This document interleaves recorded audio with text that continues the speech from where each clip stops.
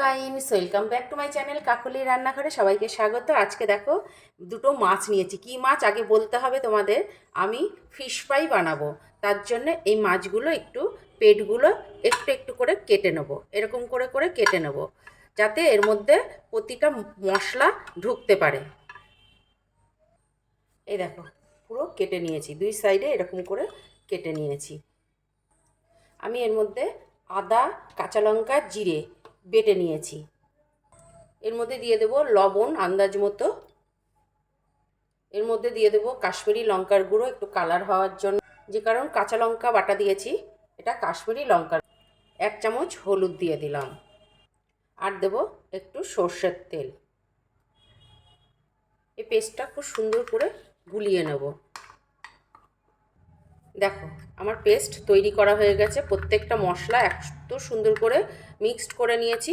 এবার এই মাছগুলোর মধ্যে এই মশলাগুলো লাগিয়ে দেব সুন্দর করে, যাতে ভেতরে এই কেটে রেখেছি এর মধ্যে যাতে মশলাটা ভালোভাবে যায়।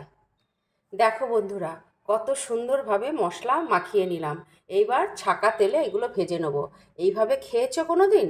এই মাছটা, এই যে কোনো মাছ তোমরা ফ্রাই করতে পারো, ফিশ ফ্রাই এইভাবেই করো, সুন্দর দারুণ সুন্দর লাগবে। কেমন লাগলো রেসিপিটা অবশ্যই কমেন্ট করবে, লাইক করবে, শেয়ার করবে। আমার কড়াইয়ে তেল তেতে গেছে। এইবার আমি একটা করে এই ফিশ ফ্রাইটা ভেজে নেব। খুব সুন্দর সহজভাবে এইটা তৈরি করলাম। তোমরা অবশ্যই এইভাবেই তৈরি করে ফেলো। দারুণ লাগছে না রেসিপিটা?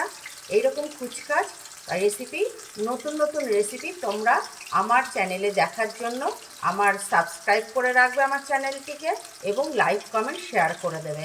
কেমন লাগছে আমার রেসিপিগুলো? এবার উল্টে দেবো। দারুণ রেসিপি হয়েছে কিন্তু।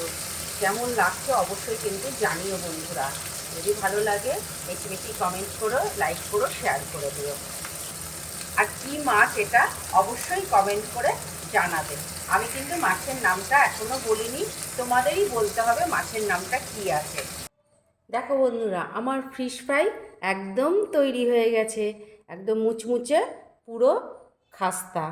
এইভাবে দারুণভাবে এই ফিশ ফ্রাইটা তৈরি করে দিলাম, খুব সহজ উপায়ে, সহজভাবে। আর তার সঙ্গে গার্নিশ করার জন্য একটু ধনেপাতা, একটু পেঁয়াজ, আর একটু লঙ্কা, এর সঙ্গে গরম গরম সার্ভ করে ফেলো। দারুণ দারুণ, এত সুন্দর রেসিপি তোমাদের সঙ্গে শেয়ার করলাম। ভালো লাগলে কমেন্ট করবে অবশ্যই। তাহলে চলো নেক্সট রেসিপির জন্য তৈরি হই।